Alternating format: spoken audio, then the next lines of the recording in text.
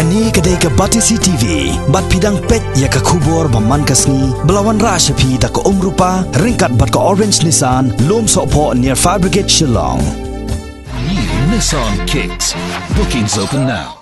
Kakanhun jong kaseng Northeast Network hadin bakala pendap ya ke jingwat Bniah Halor ki Kynthei ki basya thambor ki basyong basa ha ki shelter home ha kani ke jilla Meghalaya ha ka arp khandai trek mentau leber arjar khat khandai kala palai pai ba ru ya ke jingshem ni ka Kaiphod jong kani ke jingwat Bniah ha ka jingyalang kapala long ha office trekam jong ka Meghalaya State Commission for Women kabadon ha Lashmir Shillong Nalor ha ke jilla Meghalaya ka Northeast Network yakum kani ke jingwat Bniah kala penlong ru ha South Ligi wei de ki jilla jong kata ha Delhi, Assam, Karnataka, bat Tamil Nadu, rengkat ke Jingiit lang bat ki wei de ki kenhon, kum bat ka kenhon Vistar, Ekta, Action Aid India, Nazaria, Vimochna, bat ka kenhon Jagori. Hagani ke jingyalang hagani ke sngi, laya sam ya ke jingshem jongani ke jingwat Bniah, da ka program manager jong Northeast Network, ka kong Joy Grace Im, rengkat ka kong Barisha Lingdo. Hagani ke jingyalang laya don lang, rengkat ru, ka chairperson jong Meghalaya State Commission for Women ikong Thailand Panbo kum ka kongsan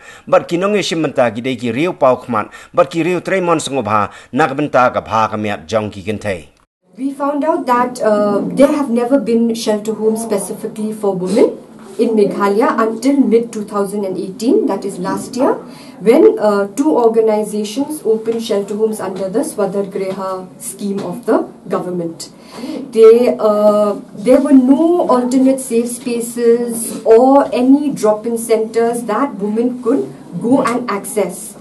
We interviewed women from, available alternate safe spaces here like Nimhans, women at Ganesh Das Hospital, those who take shelter at the Hindu Mission, and the shelter home for children that is there in Lausotun, that also caters to certain women to stay there.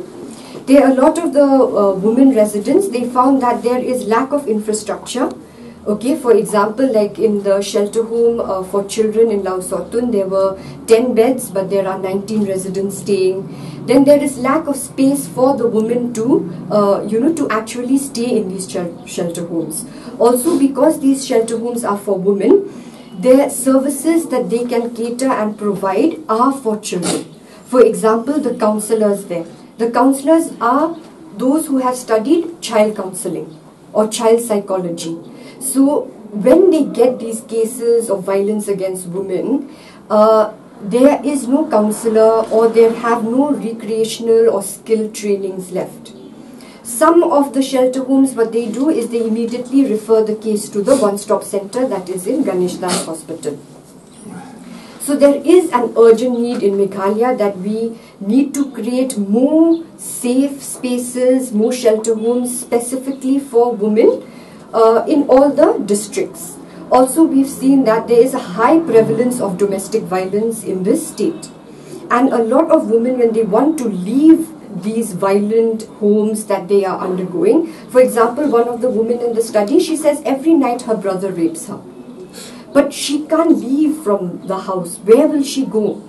Also, all these shelter homes and alternate safe spaces, they do not accept a woman unless she comes from a state agency, as in she has some kind of a letter or she has been referred by the police or by the protection officer.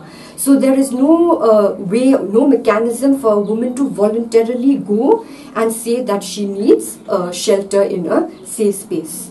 So these were some of our major findings. Also the most vulnerable group, that is the trans women, female sex workers, female injecting drug users.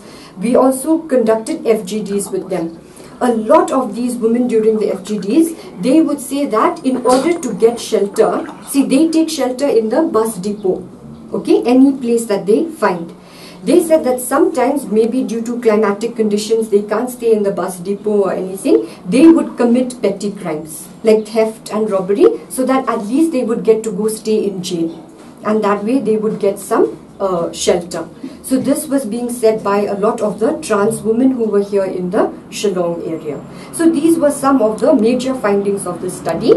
We as Northeast Network, but along with the support of the Women's Commission, along with the support of the other organizations who are present here today, we hope to submit our recommendations that we have come out with today to the government in order we can revision how shelter homes start in Meghalaya, especially now.